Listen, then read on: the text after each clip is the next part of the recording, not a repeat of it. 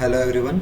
आज हम स्टार्ट करने वाले हैं double ARO plant pathology exam paper, जो कि आरपीसी ने 2016 में कंडक्ट कराया था। इससे पहले अपन 2018 का जो डिस्कशन है वो कंप्लीट कर चुके हैं। उसके कुछ वीडियोस आपको यूट्यूब के ऊपर भी मिल जाएंगे। बाकी जो वीडियोस हैं वो ऐप के ऊपर अवेलेबल हैं, तो आप वहां जाके भी उनको यूज़ कर सकते हैं। तो चलिए स्टार्ट करते हैं आज के इस पेपर डिस्कशन को। और सबसे पहले बात करते हैं question number first, which who is considered the father of modern plant pathology and Indian mycology. तो प्लांट पैथोलॉजी की बात हो या माइकोलॉजी की बात हो, दोनों के लिए जो एज ए फादर जाने जाते हैं वो प्रोफेसर E.J. बटलर हैं, यानी कि ऑप्शन नंबर सेकंड। इसके बाद में बाकी ऑप्शंस की बात करें तो पहले ऑप्शन में जैसे नाम लिखा है ब्रैफेल्ड का, तो इनका जो मेन कंट्रीब्यूशन है वो था कि प्योर कल्चर टेक्निक इन्होंने डेवलप की थी। तो कुछ क्वेश्चन आपके ऐसे भी होते हैं, है ना, वो भी आप इससे तैयार करेंगे। बटलर की बात की जाए तो एज रिगार्ड इनको father of modern plant pathology and mycology तो है ही। इसके साथ में क्या है कि उनका जो बुक है ये भी आपको पता होना चाहिए कि इनका जो सबसे इम्पोर्टेंट बुक है उसका नाम है fungi and diseases in plants. तो ये भी आपको इम्पोर्टेंट है कि ये पूछा जा सकता है, क्योंकि पैथोलॉजी के लिए प्रोफेसर E.J. बटलर का नाम बहुत बड़ा है एज ए फादर, तो इनके बुक्स पूछी जा सकती है। इसके बाद में जो नाम दिया हुआ था थर्ड वन, स्टैनले। इनका कंट्रीब्यूशन जैसा कि आप जानते हैं कि टोबैको मोज़ेक वायरस जो है उनके क्रिस्टल फॉर्म में जो आइसोलेशन किया था, क्रिस्टलाइजेशन, और इसी के लिए फिर उनको 1946 में नोबेल प्राइज़ भी मिला था। तो ये भी बहुत बार पूछा जाता है। इसके बाद में फोर्थ ऑप्शन में स्मिथ के बारे में था, E.F. स्मिथ। तो इनके लिए थोड़ा सा आप ध्यान देना कि इनको हम जानते हैं फादर ऑफ फाइटोबैक्टीरियोलॉजी, यानी कि जो बैक्टीरियल डिजीज होते हैं प्लांट्स में उनके लिए इनका बहुत स्पेशल कंट्रीब्यूशन रहा हुआ है, और हम इनको फादर ऑफ फाइटो या प्लांट बैक्टीरियोलॉजी जानते हैं। और मेनली इनके जो काम रहे हैं जैसे कि फायर ब्लाइट डिजीज़ हैं या क्राउन गॉल डिजीज़ हैं, उनको लेके इनके मेन काम रहे हुए हैं। तो ये तो देखा आपने क्वेश्चन नंबर फर्स्ट। इसके बाद में नेक्स्ट क्वेश्चन की बात करते हैं कि who was the first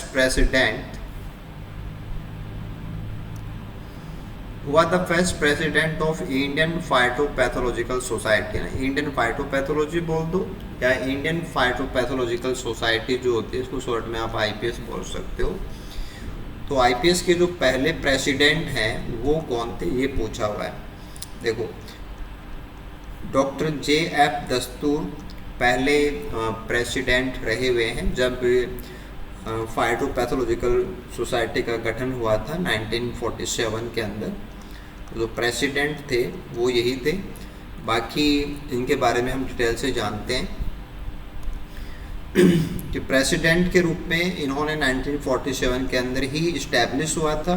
Indian phytopathological society की जो इस्टेब्लिशमेंट ईयर है वो भी 1947 ही है। इनका जो मेन काम है वो फंगल डिजीज़ पे था, और स्पेसिफिकली इन्होंने जो कैस्टर के पौधे होते हैं, जो अरंड के पौधे होते हैं ना, उनके अंदर जो फंगल डिजीज होती है फाइटोप्थोरा पैरासिटिका, ये इनका मेजर कंट्रीब्यूशन था। कि इनका जो मुख्य काम है, जो सबसे ज़्यादा रिनोर्ड वर्क है, वो फाइटोप्थोरा पैरासिटिका पे है। इसके बाद में प्रोफेसर करमचंद मेहता के नाम से हम सभी वाकिफ़ हैं, हम जानते हैं, बहुत इम्पोर्टेंट नाम है, बहुत सारे क्वेश्चंस हैं वो आते हैं। तो इनका जो मेजर कंट्रीब्यूशन है वो हमारे मैदानी भागों में जो stem rust of wheat disease जो कि पक्षियाँ से होती है उसके रिकरेंस को लेके है, कि मैदानी भागों में और पहाड़ी भागों में जो उसका रिकरेंस होता है कि बार बार डिजीज आती है बारबेरिस से, है ना, उसका लेना देना जो भी है, वो सारा जो स्टडी है वो प्रोफेसर के.सी. मेहता सर का है। और एज अगर आप IPS की बात करेंगे तो ये वाइस प्रेसिडेंट रहे हुए हैं, प्रेसिडेंट नहीं, ये वाइस प्रेसिडेंट रहे हुए हैं। इसके बाद में अगला जो नाम था वो था मुंडकर सर का, देखो, इनका जो मेन रोल आईपीएस में है वो तो है कि ये आईपीएस के अंदर सेक्रेटरी और ट्रेजरर रहे हुए हैं 1947 में जब ये इस्टेब्लिश हुआ था।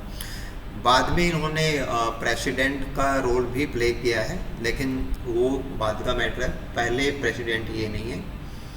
उसके बाद में रघुवीर प्रसाद सर का नाम आता है कि इनका जो मेजर काम है वो केसी मेहता सर के साथ में है, जो आपके रस्ट डिजीज हैं उन पे काम किया है, एपिडेमियोलॉजी ऑफ सीरियल रस्ट के ऊपर। तो स्पेसिफिकली देखा जाए तो जो रस्ट डिजीज रेजिस्टेंट जो वेराइटीज़ का ब्रीडिंग है, तो ब्रीडिंग के ऊपर इनका मेन काम है। जैसे केसी मेहता सर का जो काम है वो रिकरेंस को लेके है, रिकरेंस को समझने पे है, और प्रसाद सर का जो काम है वो रस्ट रेजिस्टेंट वेराइटीज़ के ब्रीडिंग प्रोग्राम्स को लेके है। अगले क्वेश्चन पे आते हैं अपन।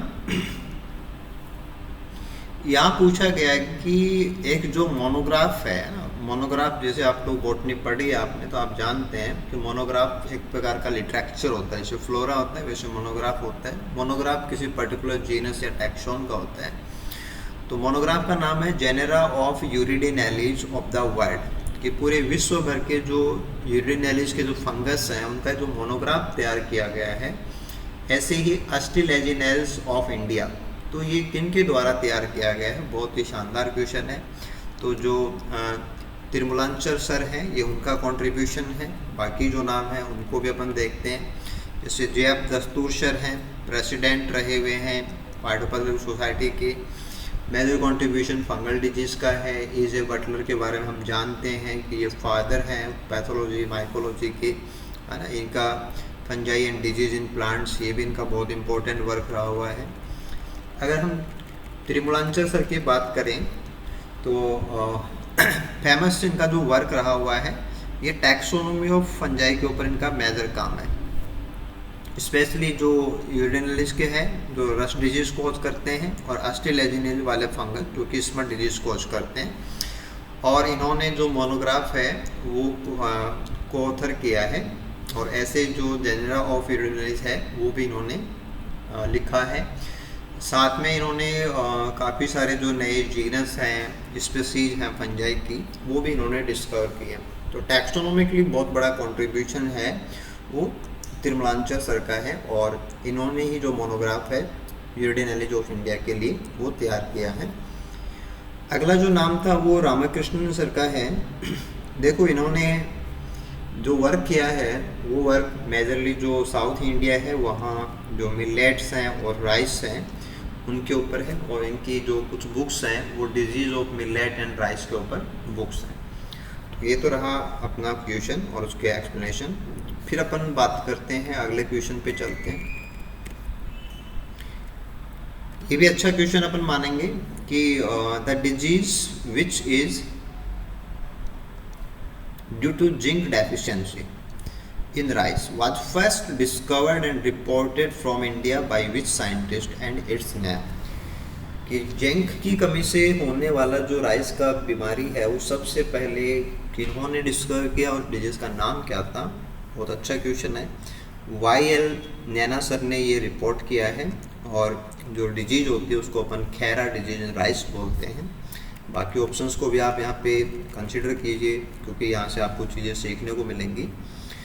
देखो, JP वर्मा एंड टुंडू का जो कॉम्बिनेशन दिया हुआ है कि टुंडू डिजीज़ आपने तैयार की है, तो टुंडू को अपन ईयर कोकल भी बोलते हैं, येलो ईयर रोट भी बोलते हैं। बैक्टीरियल डिजीज़ है, और एक कॉम्प्लेक्स इंट्रैक्शन होता है कि एक तो बैक्टीरिया है आपका क्लेवीबैक्टर ट्रिटिसाई, और एक निमेटोड होता है एंग्विना ट्रिटिसाई। तो इनके जो कॉम्प्लेक्स इंट्रैक्शन है उससे डिजीज़ कोज होती है। दूसरा था कि जो लीफ स्पोर डिजीज हैं उनके साथ में जो काम किया हुआ है वो हिंगोरोनी सर का जो यहाँ पे मेंशन है कि leaf spot is a general term, जो कि आपको काफ़ी सारी जो फंगल हैं बैक्टीरियल हैं लगभग सभी में मिल जाता है। तो ये कोई स्पेसिफिक नहीं होता कि लीफ स्पॉट कोई स्पेसिफिक टर्म नहीं है, ये एक जनरल टर्म होता है।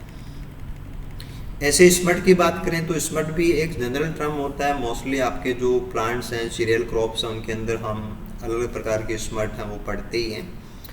और मेजर जो बात आती है कि खैरा डिजीज़ का जो आपको समझना है ना, इसकी आप बात कीजिए, इसको आप डिटेल से समझिए कि in 1966 while working at the G.B. Pant University of Agriculture at Pantnagar, है ना, ये यहाँ पे वर्किंग में थे, he first discovered and reported the Khera disease of rice. He proved that this widespread problem which caused yellowing and stunting growth in rice yielding was not a disease caused by pathogen rather than ये क्या था, एक physiological disorder था जो zinc की कमी से होता है सॉइल में। और यहाँ पे जो करेक्टरिस्टिक सिम्टम होते हैं ना, जिनको खैर बोला जाता है, खैर का मतलब होता है डस्टी, ब्राउन, रेडिश और मडी कलर का स्पॉट्स बनना, जो कि मेनली पत्तियों के ऊपर बनते हैं। और फिर आप साथ में ये भी ध्यान देंगे कि अगर राइस के अंदर खैरा डिजीज होती है तो हम उसकी रोकथाम के लिए जिंक सल्फेट यानी कि ZnSO4 का इस्तेमाल करते हैं।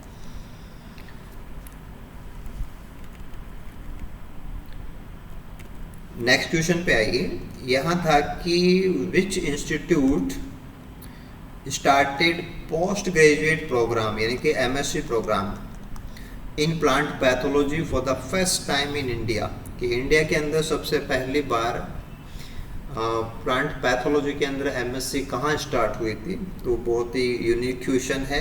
College of agriculture Pune Maharashtra, यहाँ पे स्टार्ट हुआ था। और कॉलेज ऑफ पुणे की बात की जाए तो यहीं पे MSc प्रोग्राम स्टार्ट हुआ था। बाकी कॉलेज का जो इस्टेब्लिशमेंट है वो 1908 का है, 1908 में कॉलेज इस्टेब्लिश हुई है, लेकिन प्रोग्राम था MSc का वो 1950 में स्टार्ट किया गया था, post graduate degree program in plant pathology.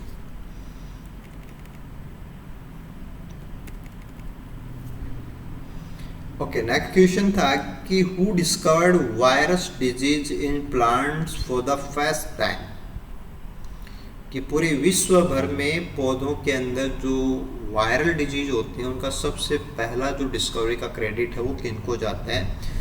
तो आंसर है बेजरिंग 1908। और अब आप इसको समझिए सारे ऑप्शंस वाइज कि कहाँ कहाँ आपको ध्यान देना है कि ये जो मैटर है ये टोबैको मोज़ेक वायरस से जुड़ा हुआ है, TMV की डिस्कवरी से, क्योंकि टोबैको मोज़ेक वायरस ही पहला वायरस है ना जिसको आइडेंटिफाई किया गया था, और यही पहला वायरस है जो कि प्लांट डिजीज भी कोज करता है।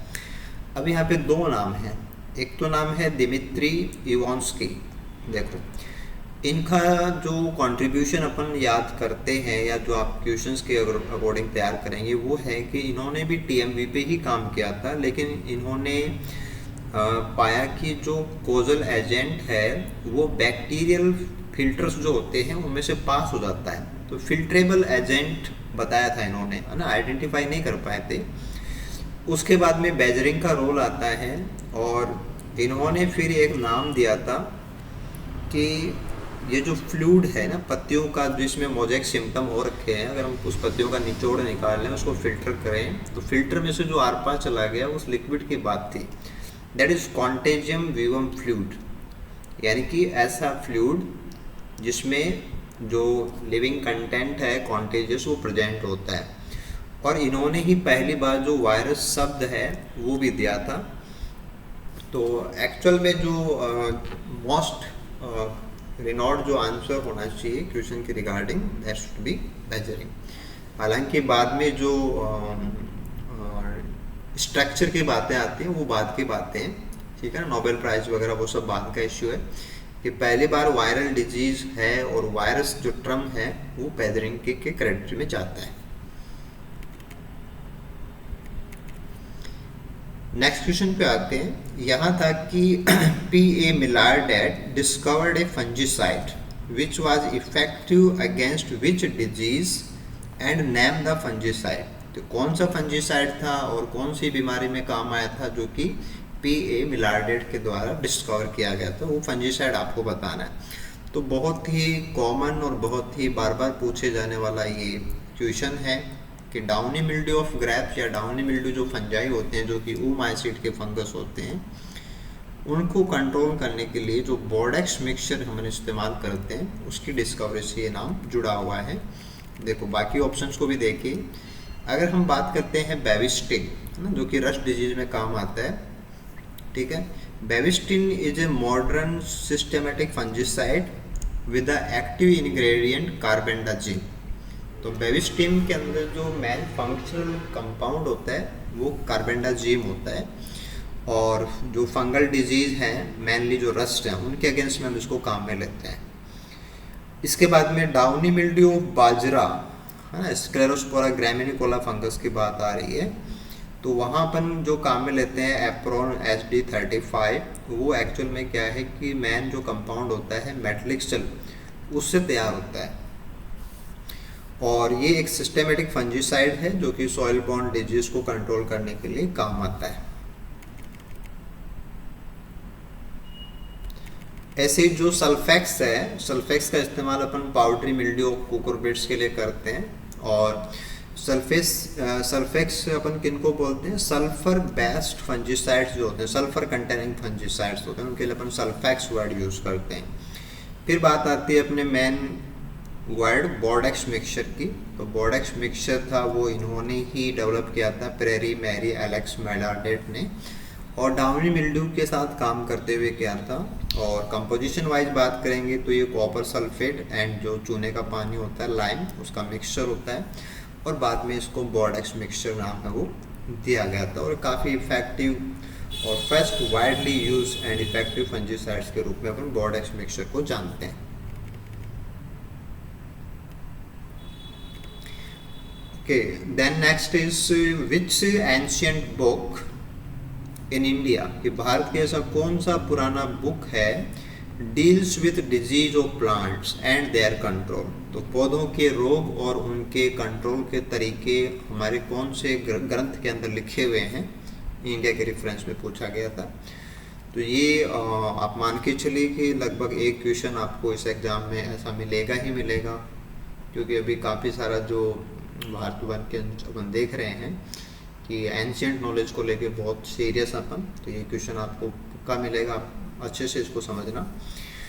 तो सुरपाला वृक्ष आयुर्वेदा जो है वो हम एक ऐसी बुक है जिसमें प्लांट्स की डिजीज़ और उनके कंट्रोल मेंशन है, ठीक है। बाकी जो बुक्स हैं उनको भी आप देखिए।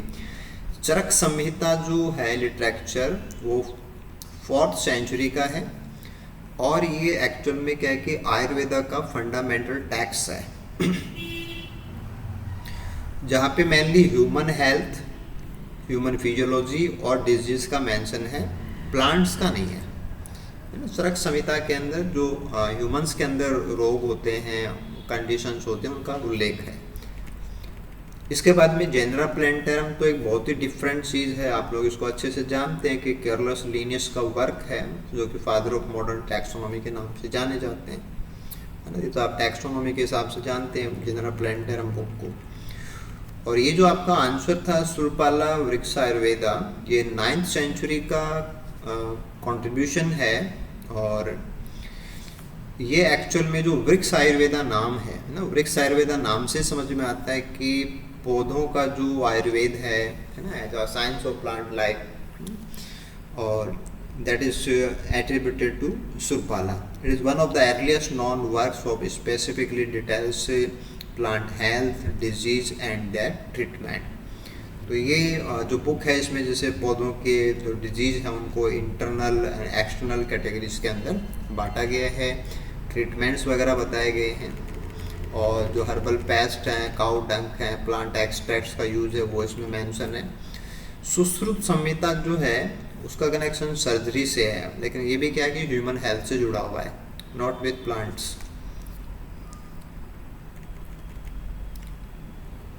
नेक्स्ट क्वेश्चन था कि डच एल्म डिजीज किससे होती है, तो डायरेक्ट क्वेश्चन है। तो ये फंगल डिजीज है, देखो विरियोइड्स से भी आप पढ़ते हैं, बैक्टीरिया भी पढ़ते हैं।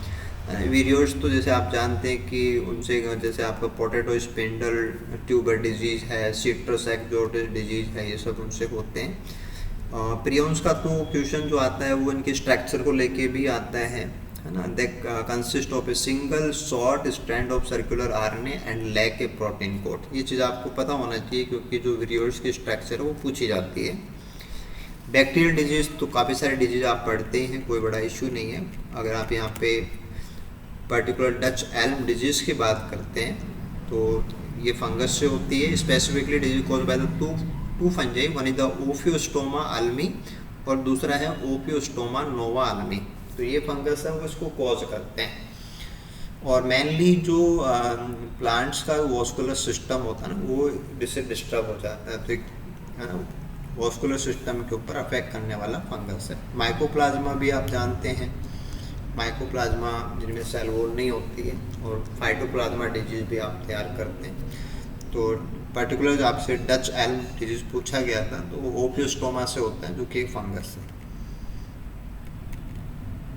इसके बाद में था कि which group belongs to obligate parasite.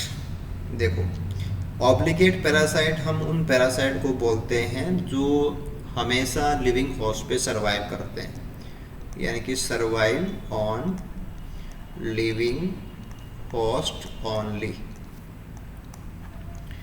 तो उनको हमेशा ही एक लिविंग होस्ट की नीड होती है। तो ऐसा जो कंडीशन है कि powdery mildew fungi, rust fungi, downy mildew fungi, ये सब ऑब्लिगेट पैरासाइट कैटेगरी में आते हैं।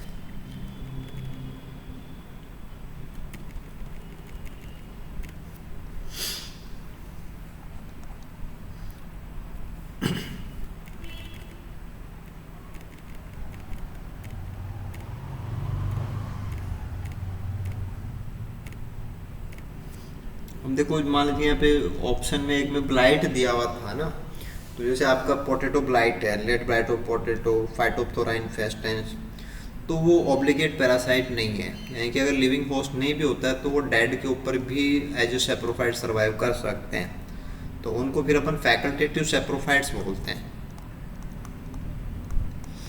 ऐसे जो एंथ्रोक्नोज वाले हैं, अब रूट रोट वाले जैसे डैम्पिंग ऑफ वाले हैं, तो वो तो बहुत ही वीक होते हैं। जैसे आपका पाइथियम वगैरह होता है, तो वो तो आराम से फैकल्टेटिव पैरासाइट बन जाते हैं, है ना। नेचर उनका क्या होता है, सेप्रोफाइट होता है, बट वो एक कंडीशन, अगर प्लांट की कमज़ोर पौधा है, सीडलिंग कमज़ोर है, यंग टिश्यूज है, तो उन पे एज ए पैरासाइट अटैक करते हैं, तो फैकल्टेटिव पैरासाइट्स होते हैं।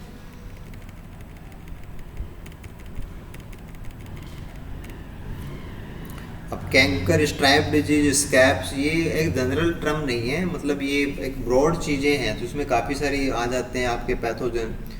तो ये तो एक डाइवर्स रेंज ऑफ पैथोजन से होता है, तो यहाँ आप कुछ ऐसा कंक्लूजन नहीं कह सकते। एक स्पेसिफिक होता है तब तो अपन कोई कंक्लूजन कह सकते हैं। तो ऑप्शन वाइज आप देखेंगे तो जो आपके मेंबर आते हैं ना, powdery mildew, rust fungi, downy mildew, तो ये जैसे आपके ओमाइसीट वाले हैं, बेसिडियोमाइसीट्स वाले हैं, ये फंजाई आते हैं, they are obligate parasites.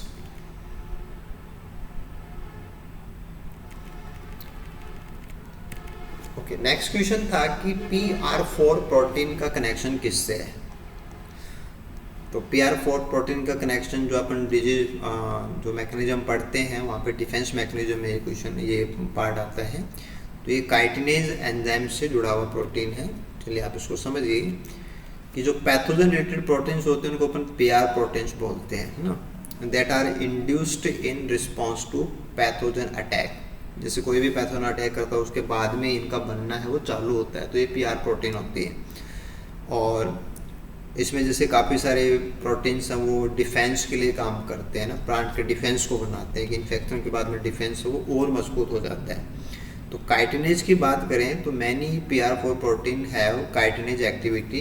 Chitinase are enzymes that break down chitin, और काइटिन जो सेल वॉल का एक मुख्य कंपोनेंट होता है। तो PR4 एक डायरेक्ट क्वेश्चन पूछा गया था, तो काइटिनेज से कनेक्शन है।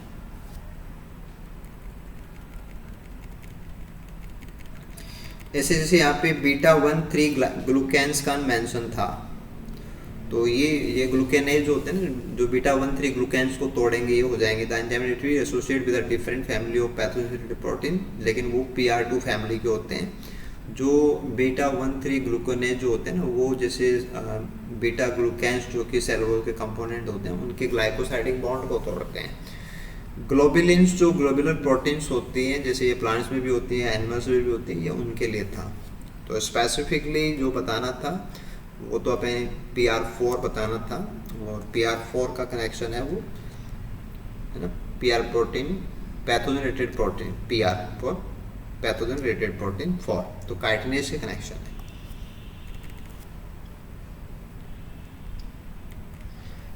ओके, फाइटोलैक्जेंस बहुत ही कॉमन सा टॉपिक होता है प्लांट पैथोलॉजी में, इसके क्वेश्चन आते ही आते हैं। तो फाइटोलैक्जेंस आर इनहिबिटरी इन, कि फाइटोलैक्जेंस हैं वो मतलब कहाँ कहाँ काम करते हैं। तो ये फंजाई में भी करते हैं, बैक्टीरियल इन्फेक्शन में भी करते हैं, निमेटोड्स में भी करते हैं, और दूसरे जो इन्फेक्शन है यानी कि लगभग सभी प्रकार के डिजीज में काम करते हैं। देखो, phytoalexins are low molecular weight anti microbial compound produced and accumulated by plant as a defence response to stress में भी बनते हैं, प्राइमरली फ्रॉम पैथोजेंस। तो ये सारे आपके पैथोजन ही हैं। तो स्ट्रेस में भी इनका संश्लेषण होता है और पैथोजन के रिलेशन में भी प्रेजेंट होता है।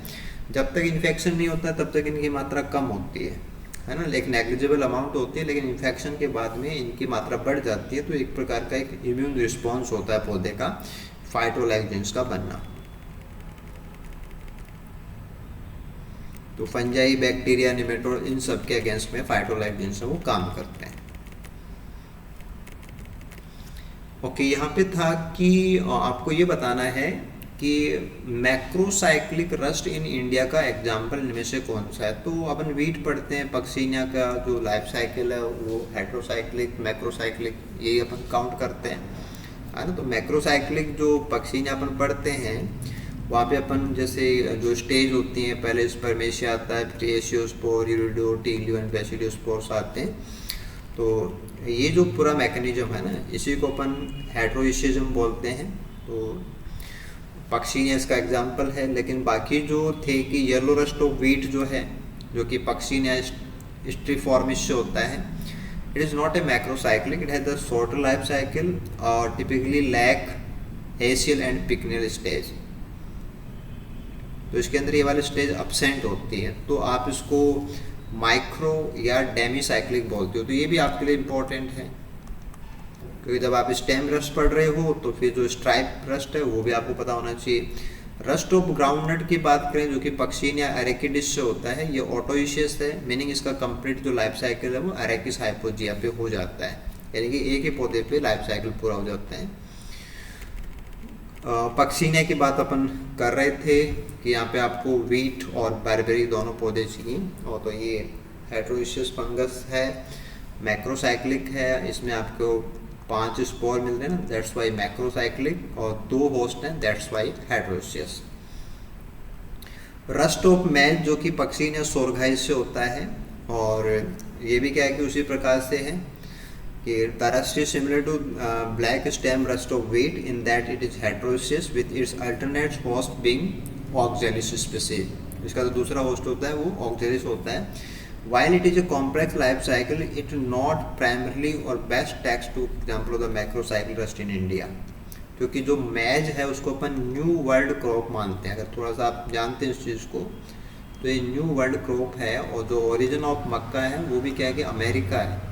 तो इंडिया के रेफरेंस के अंदर ये जो ज़्यादा फिट नहीं है, that's why we have to count Puccinia graminis tritici, यानी कि आपका stem rust of wheat answer होगा।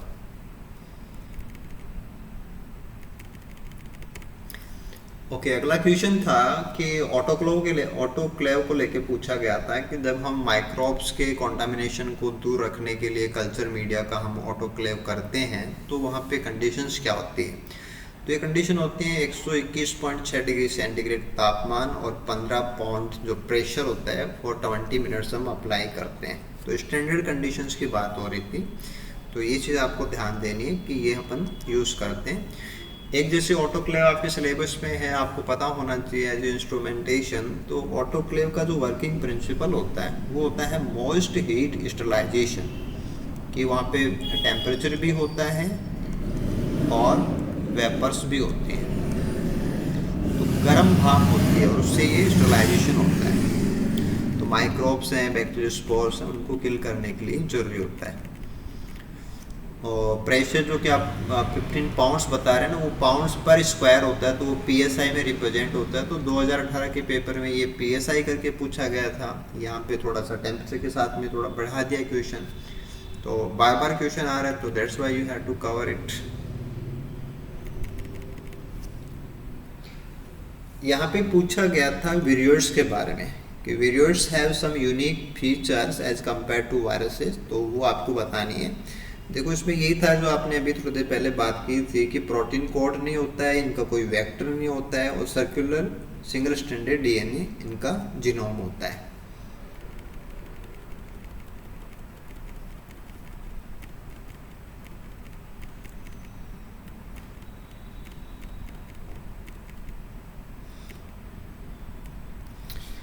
ओके, यहाँ पूछा गया था कि ब्लाइट ऑफ कुमिन इन राजस्थान, कि राजस्थान के अंदर जो जीरे के अंदर ब्लाइट डिजीज होती है वो आपको बतानी थी, क्योंकि ये राजस्थान की एक मेन क्रॉप है। तो अल्टरनेरिया ब्रुंसी से ये डिजीज कोज होती है, और बाकी जो स्पीसीज हैं जैसे कि अल्टरनेरिया अल्टरनाटा है, तो इसके काफ़ी सारे होस्ट हैं। मेनली जो आपकी क्रॉप्स हैं उनके अंदर लीफ स्पॉट और ब्लाइट डिजीज से कोज करता है ना, बट ये कुमिन पे नहीं है, नॉट ऑन कुमिन। ऐसे जो टेन्यूस स्पीसीज है ना, वो अल्टरनेरिया अल्टरनाटा का ही सिनोनिम है, यानी कि उसके बराबर का ही टैक्सोनॉमिकल जो अपन रैंक वर्ड यूज़ करते हैं ना, वो है बराबर, ये सिनोनिम है। बोनसाई की बात हुई थी जो कि आपका करेक्ट आंसर था, और जहाँ पे अपन ये खेती करते हैं तो वहाँ पे मेजर क्रॉप के रूप में अपन लेते ही हैं। और फॉर्मेशन की बात करेंगे सिम्टम्स की, तो डार्क नेक्रोटिक स्पॉट्स बनते हैं लीव्स, स्टेम एंड फ्रूट्स पे। तो उससे क्या है कि मेनली जो प्लांट्स हैं उनकी प्री मैच्योर डेथ हो जाती है, और हमारा जो यील्ड लॉस है वो कोज होता है। देखो जैंथोमोनास स्पीसीज जो है ना, वो बैक्टीरियल स्पीसीज हैं, और ये जैसे कि आपकी बैक्टीरियल लीफ ब्लाइट डिजीज हैं वो कोज करती हैं। तो वैसे भी आप लोग काफ़ी सारी डिजीज और उसके कॉजल ऑर्गेनिज्म पढ़ते हैं, तैयार करते हैं, तो आप समझ जाएंगे कि जैंथोमोनास एक बैक्टीरियल डिजीज का लिए आप काउंट करते हैं। ये काफ़ी अच्छा क्वेश्चन है जहाँ पे नाइट्रोजन फिक्सेशन को लेके माइक्रोब्स का ही क्वेश्चन है कि which one of the following microorganism fixes nitrogen but not induce root nodule. तो नोड्यूल नहीं बनाता, नाइट्रोजन फिक्सेशन करता है, यानी कि फ्री लिविंग पूछा गया है, क्योंकि जो कुछ बैक्टीरिया होते हैं वो फ्री लिविंग होते हैं, और फ्री लिविंग होके वो नाइट्रोजन फिक्सेशन करते हैं, तो वो आपको बताना है। तो एजोस्पाइरोलम जो है वो इसका एग्जांपल है। राइजोबियम, एजोराइजोबियम, राइजोबियम की जो स्पीसीज होती हैं ये सब नोड्यूल्स बनाती हैं। जैसे राइजोबियम को तो आप जानते ही हैं कि वो जो आपके लेग्यूम प्लांट्स उनकी जड़ों में, मटर कुल के पौधों में गांठें बनती हैं, दैट्स वाई, बहुत सिंपल सी बात थी। एजोराइजोबियम की बात की जाए तो एजोराइजोबियम भी क्या है कि जैसे सेसबेनिया जो प्लांट होता है एक्वेटिक, उसके साथ नोडल फॉर्मेशन में भाग लेता है, तो ये भी नोडल बनाता है। ब्रेडीराइजोबियम जो है ये सोयाबीन के साथ में एसोसिएशन होता है सिम्बायोटिक, और वहाँ पे नोडल्स बनाता है। लेकिन एजोस्पाइरोलम जो है ना, ये सॉइल के अंदर फ्रीली रहता है, और पौधों की जड़ों के आसपास के एरिया को अपन राइजोस्फीयर बोलते हैं। तो राइजोस्फीयर के अंदर ये फ्री लिविंग है ना, एसोसिएट नहीं है किसी के साथ में, और कोई नोडल फॉर्मेशन में भाग नहीं लेता है। तो अच्छा क्वेश्चन है, आपको पता होना चाहिए कि फ्री लिविंग वाले सिम्बायोटिक वाले एग्जांपल्स आपको अच्छे से पता होना चाहिए। ओके, ये भी बहुत अच्छा क्वेश्चन आप मानेंगे कि बहुत ही डेप्थ वाली चीज़ें होती हैं। अच्छे क्वेश्चन की बात की जाए तो कि ये था कि which one of the following transmits grapes fan and tobacco ring spot virus. के दो वायरस हैं, एक तो ग्रैप्स के अंदर फैन डिजीज होती है, एक टोबैको के अंदर रिंग स्पॉट डिजीज होती है, दोनों वायरल डिजीज हैं। इनका ट्रांसमिशन कौन करता है वो पूछा गया। तो इनका ट्रांसमिशन निमेटोड करता है, और जो निमेटोड इसको ट्रांसमिट करता है उसको अपन डैगर निमेटोड बोलते हैं। तो डैगर निमेटोड से भी क्वेश्चन आता है आपका डायरेक्टली, ठीक है। तो जिसमें आपकी जिफिनेमा और लॉन्जिडोरस आते हैं, ये इन वायरसेस को ट्रांसमिट करते हैं। और ये जो वायरसेज हैं दोनों ही, ग्रेप वाइन है ना, फैन लीफ वायरस है या रिंग स्पॉट वायरस है टोबैको वाला, ये नेपो वायरस कैटेगरी में आते हैं। और नेपो वायरस का जो ट्रांसमिशन है वो निमेटोड जो कि डैगर निमेटोड होते हैं वो करते हैं।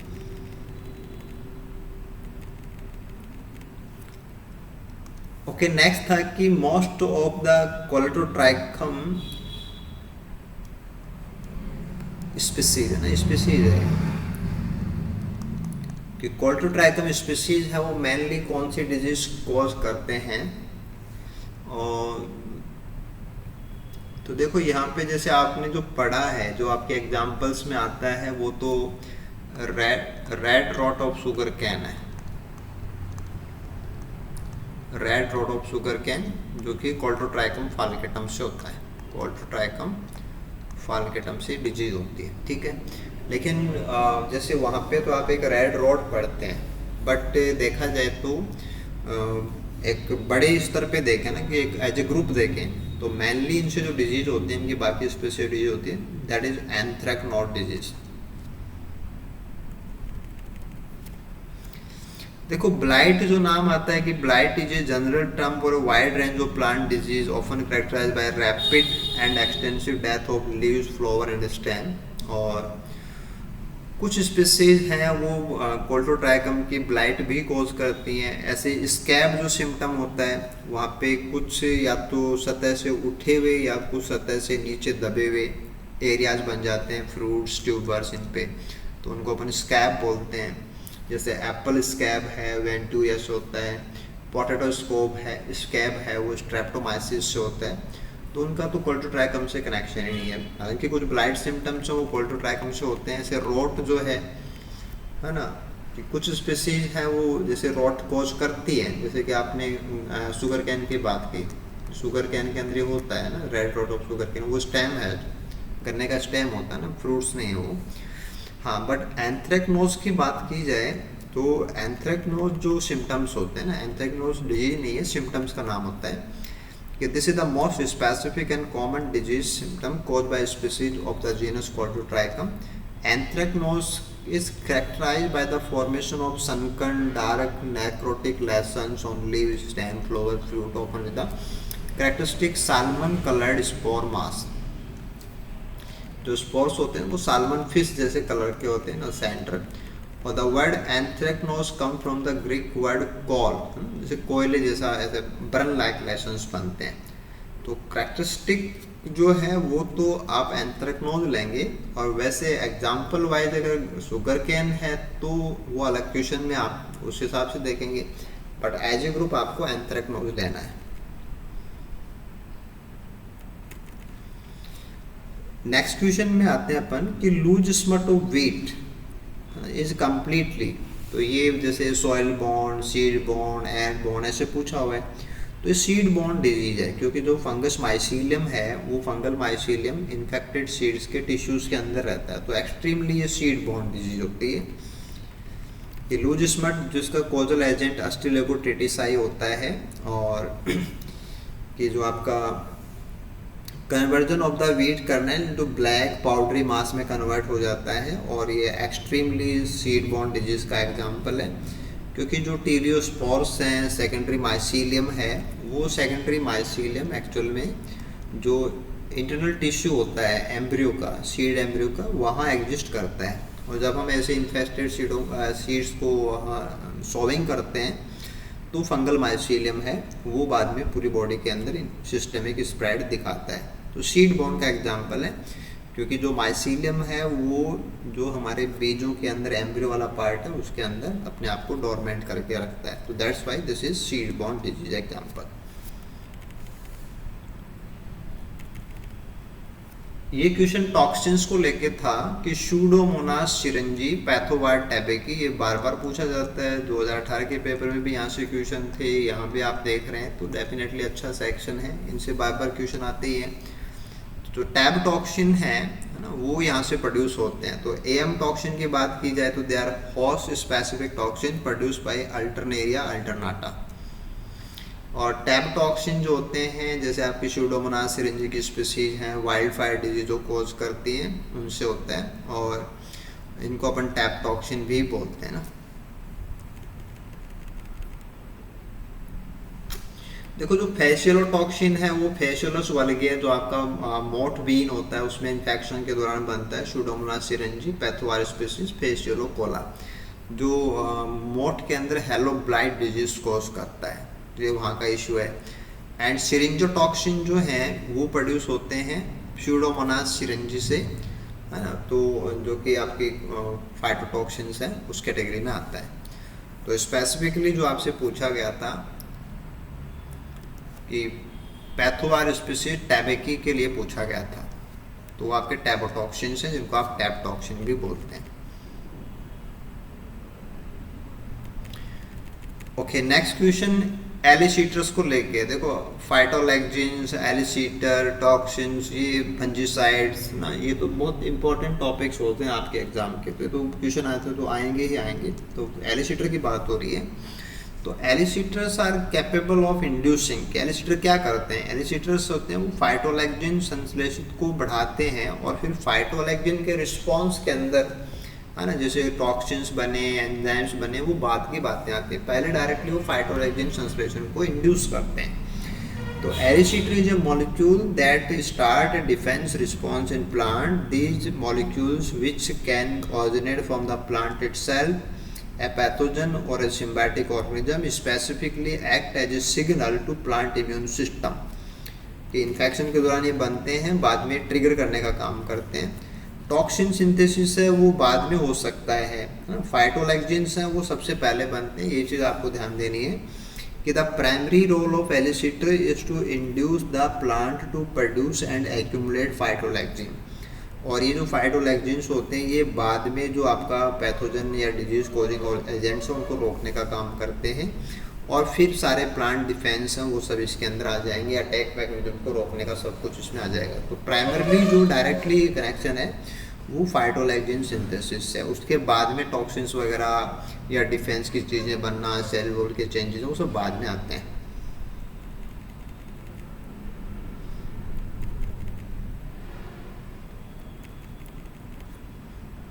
देखिए यहाँ अपन से पूछा जा रहा है कि जो बरगंडी मिक्सचर होता है ना, Burgundy mixture was discovered in 1987 as a substitute of, तो बोर्डेक्स मिक्सचर के सब्स्टिट्यूट के रूप में इसको डिस्कवर किया गया था। इनको बाकी जो कंपाउंड्स हैं उनको भी आप यहाँ से चेक कीजिए कि चेस्टनट कंपाउंड जो होते हैं वो भी एक फंजीसाइड कैटेगरी का नाम है, जो अपन मेनली पाइथियम जैसे जो फंगस होते हैं जो कि डैम्पिंग ऑफ कॉज करते हैं उनके लिए काम में रहते हैं। बोर्डेक्स मिक्सचर जैसा कि हमने क्वेश्चन और भी देखा था, है कि कॉपर सल्फेट और लाइम का मिक्सचर होता है, डाउनी मिल्ड्यूज को कंट्रोल करने में काम में आता है। जबकि बरगंडी मिक्सचर जो है, Burgundy mixture uses sodium carbonate यानी कि soda as instead of lime. और स्पेसिफिकली क्वेश्चन वाइज जो 1987 है उसकी जगह पे क्या होना चाहिए, 1887 होना चाहिए। तो ये तो क्वेश्चन मिस्टेक तो इतना कुछ पूछ जाता है, वो कोई बड़ी बात नहीं है। ऐसे कॉपर कार्बोनेट है वो अपने आप में ही एक फंजीसाइड होता है, जीरम है वो भी एक फंजीसाइड है, लेकिन उसका मेन जो कंपाउंड है वो डाइथ है, वो कार्बोमेट होता है। तो ये तो कैटेगरी आपको तैयार करना होता ही है। अगला क्वेश्चन था क्वेश्चन नंबर 24। ये टेक्निक से जुड़ा हुआ था कि जो हमारा RAPD टेक्निक होता है ना, random amplified polymorphic DNA RAPD, उसका इस्तेमाल हम कब करते हैं? तो एक प्रकार का मॉलिक्यूलर मार्कर है ये,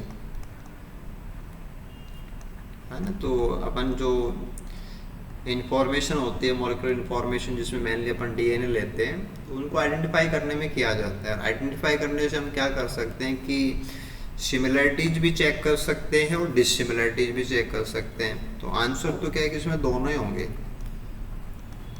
जो आपके पैथोजेनिक स्ट्रेंस होते हैं उनके बीच में सिमिलरिटी डिससिमिलरिटी ये दोनों ही हम RAPD से कर सकते हैं। एंजाइम्स का डिटेक्शन तो अपन ELISA से करते हैं, ठीक है। जेनेटिक कोड का डिटेक्शन नहीं होता है, वो तो आप सीक्वेंसिंग करनी पड़ेगी तब जाके पता चलता है, ठीक है। तो यहाँ पे दोनों ऑप्शन सही होने चाहिए, फर्स्ट एंड थर्ड, क्योंकि अपन इससे सिमिलरिटी डिससिमिलरिटी यानी कि सीक्वेंस के साथ मैच होना नहीं होना दोनों ही अपन काम कर सकते हैं।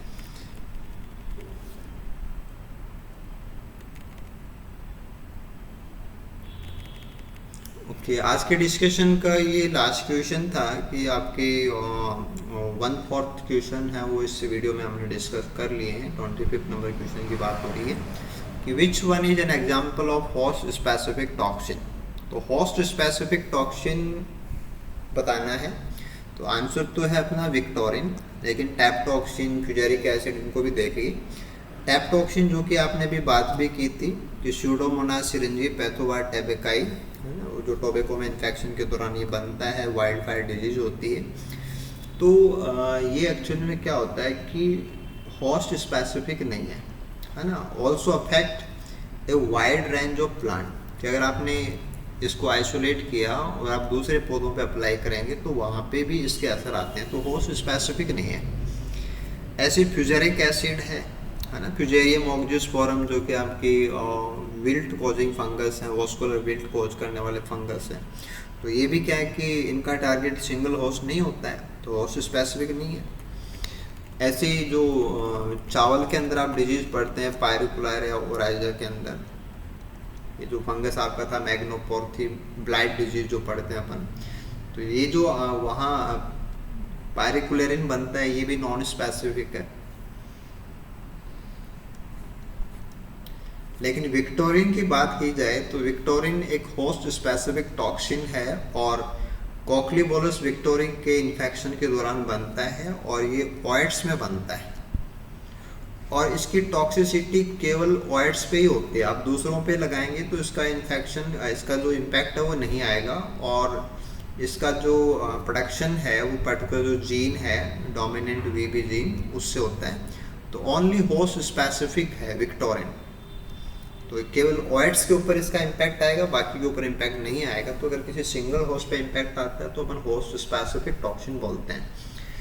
तो ये आपके पास जो पहले 25 क्वेश्चन थे उनका डिस्कशन यहाँ पे किया गया और आई होप कि जैसे आप ऑप्शंस को थोड़ा सा अच्छे से कवर करते हैं तो आपके नेक्स्ट एग्ज़ाम की प्रिपरेशन में ये चीज़ बहुत अच्छे से हेल्पफुल होती है। Still you have any Curie regarding any question any option, तो आप कमेंट बॉक्स में हमें कमेंट कीजिए।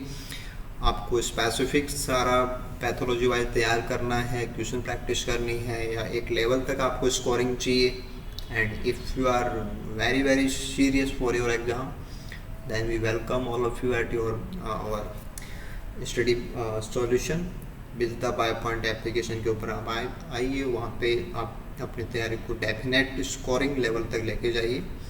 Welcome all of you, thank you so much, have a good day.